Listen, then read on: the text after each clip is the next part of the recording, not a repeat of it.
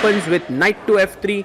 Wesley pushes his pawn to d5. g3, we have the Reti system on the board. c5, taking space. Bishop comes out to g2. Knight c6, and Gukesh plays the reversed Grunfeld with d4. Quickly castling here. Knight comes out to f6. And now you can simply play the pawn to c4. That's what Gukesh does. He takes the pawn on c4, Wesley. So bishop comes out to e3. Now that's Gukesh's preparation. Special prep, it seems, in this line. Knight g4 and knight d5 are two moves to hit the bishop here from these squares. He plays his knight to g4. How does Gukesh continue now is the question. Is this still part of his prep? Is he out of his prep? Both players have 5 minutes plus 3 seconds increment here. He plays his bishop to g5, attacking the queen. And Wesley thinking hard here. He plays f6 and h3. Wow, Gukesh is complicating the game tremendously, but he's going to lose his bishop here after f takes g5, but he wants to take the knight back. Knight f2 played by Wesley, and now takes on g5. The position is super sharp. Very tough to play this position, but knight d2 is the best move. Knight d2, if you take on d4, I take on c4. That's how white should play, but not at all clear that that is the way to go. And Gukesh is using some of his time now, getting close to the 4-minute mark.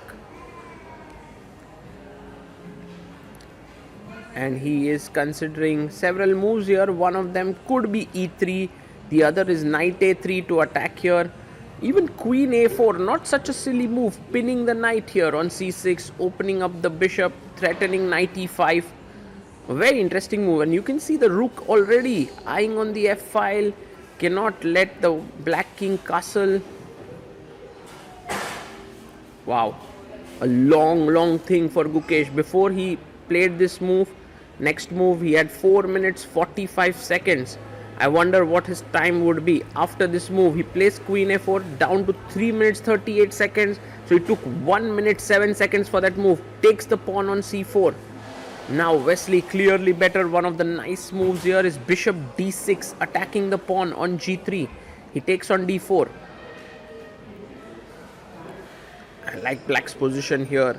Clearly a lot of things going his way. Bishop d6. If he can castle, he would be like almost close to winning. So knight d2 first. And now he goes bishop e7. But this allows now Gukesh to play knight takes d4. And so maybe it was good to start with rook c8, so that later takes bishop c5 could have come. But knight d4 taken by Gukesh. And now Gukesh is back in the game because the black king cannot castle. There's threat on the e6 pawn. He takes on d4, queen d4 taken, bishop f6. The queen goes to b4 and queen b6, offering a trade of queens. Moving towards equality, it seems, because he wants to take, but there is bishop d4 pinning here. Also b2 pawn under pressure, b7 pawn hanging. Many possibilities here. Wesley has 4 minutes 16 seconds. Look at how he's calculating without even looking at the board. And Gukesh must be careful on how he deals with this position. It might look simple on the surface, but it is not.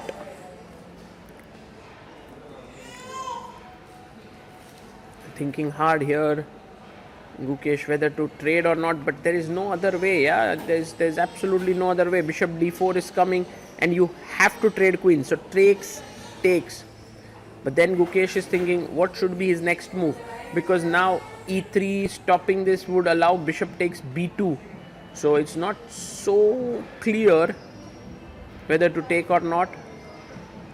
I mean, whether taking is clear, but what to do next is not so clear. And once again a long thing. He takes on b6, ab6 down to 2 minutes 10 seconds. This is what Gukesh had thought of when he took the queen, knight c4. And now his point is, if you go bishop d4, I have e3. and also the b2 pawn is defended. If you go b5, which looks like the most logical move, I jump in with my knight attacking a8 and d7, and if you attack me here, I'll take the bishop. There's no time to play bishop d4, because now after rook d1 takes, I would have two pieces. So all these variations calculated. He does play b5 here, and Gukesh jumps in. Knight b6 is what we thought. Is it all going to unfold here? Important moment in the game for Wesley. His rook is hanging. He needs to defend it. He goes rook to d8. And now knight takes d7, taken by Gukesh. bd4 is definitely possible this time, because the knight on d7 cannot run away easily here. So it's a playable move, but I believe Gukesh, Wesley just takes. Yeah, it's also a fine move. Rook f3. I mean, e3 was quite good defending here, but rook f3 played, so that if you take on b2, he wants to go maybe rook b3, attacking the bishop and the pawn on b5. Gukesh has 2 minutes 5 seconds. Wesley has 3 minutes 21 seconds.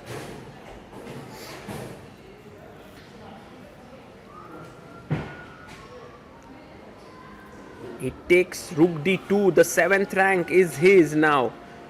Wesley is going all in. Gukesh under big pressure.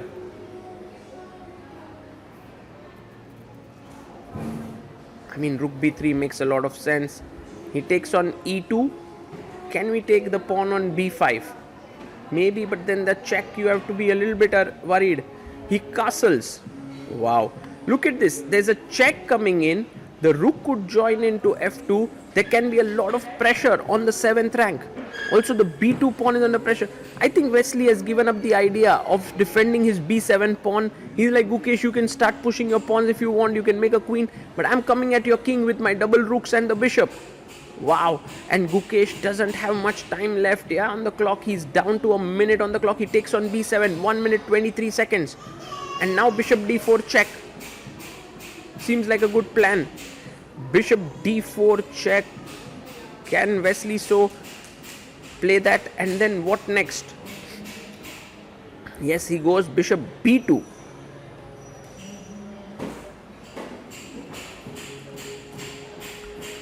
And Gukesh now thinking about what is the next plan here. The bishop is attacking the rook. He can play rook d1. He himself wants to get on the 7th rank. Then he can also go and try to trade the rooks with rook f1. He goes rook d1. Good move. Fighting there. Bishop d4 no longer possible. Now the rook covers that square. And going in with the rooks also does not work because of check. So in a way, it's not so easy to attack Gukesh's king. And maybe we are closer to a draw here.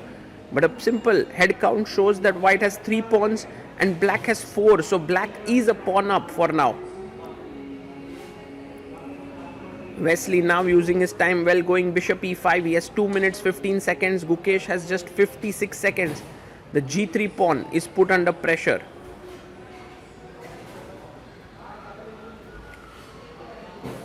And interesting what Gukesh will choose, because maybe g4 is not a bad idea. a4, why not giving up this pawn and starting to push your a pawn combined with this bishop controlling the queening square? It could be something quite dangerous. Bishop f1, a good move by Gukesh. But look at his time, he has only 29 seconds. He has too little on the clock. By the way, can Wesley now chop off this? But I think Gukesh has an idea. Yeah, he takes on a2, but Gukesh wants bishop c4, rook a3, he takes on e6, king h8 played. And now g3 pawn under pressure from the bishop as well as the rook. And the best move now is to trade one of the rooks with rook f7. He plays rook b3. He's offering a trade of the rooks, which is a good idea, because with just one rook, it might not be easy to attack. But now Wesley is 2 pawns up. However, those 2 pawns are doubled, and that shouldn't give white too much trouble to hold this. Rook d7 played a good move. And maybe he just wants to go bishop f7 or rook f7, blocking the rook. g6 played. The problem for Gukesh is that he has to hold this endgame with just 14 seconds on the clock. But he can do it. Bishop e5 played. Bishop to d5, centralizing the bishop. So rook c8 played here. And bishop e6. And very big threat now to take on h7 and take the rook. Wesley plays rook c6, attacking the bishop itself. Plays bd5, check. And now the king can move downwards, upwards. He goes king f1, a fine move. And now we have some announcement here at the airport, because this commentary is happening from the Mumbai airport right now. Focus.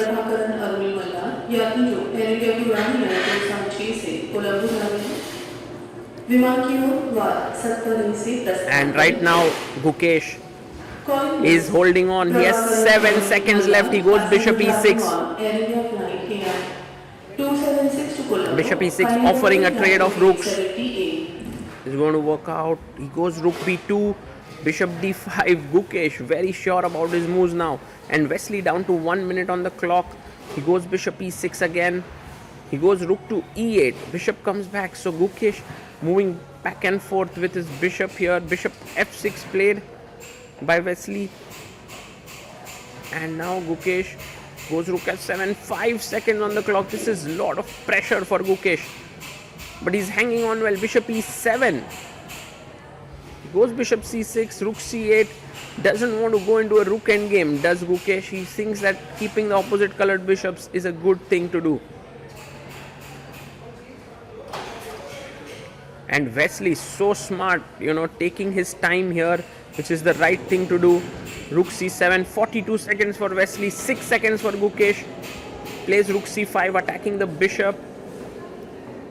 The bishop goes to e6.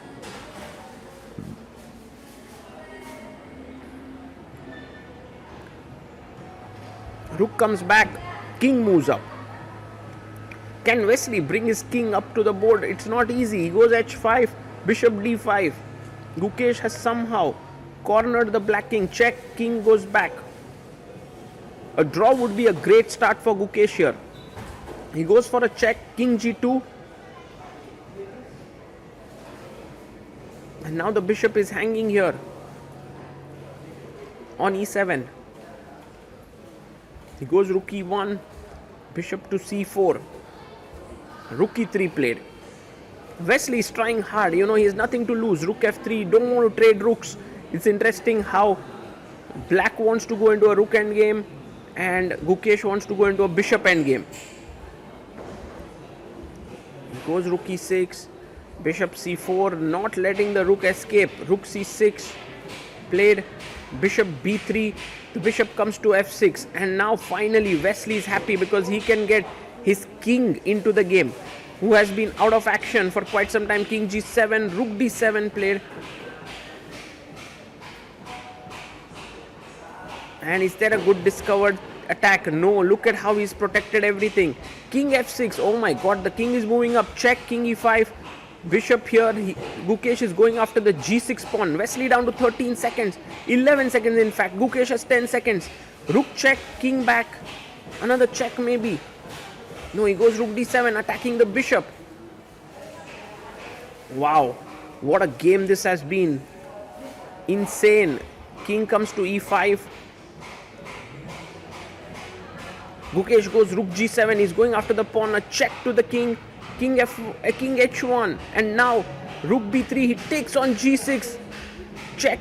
King here. He goes back. But now it's a draw. h5 pawn is falling.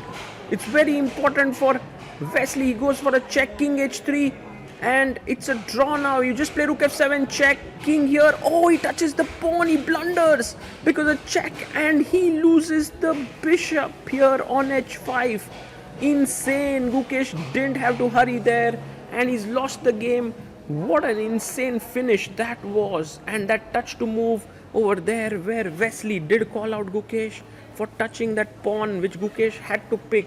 If he hadn't done that, maybe there was a chance here. For example, when he went rook h4 check instead of this bishop h5, if he had played here rook e7 check, king moves away, and then now bishop h5, perhaps there was a chance, because this is a draw.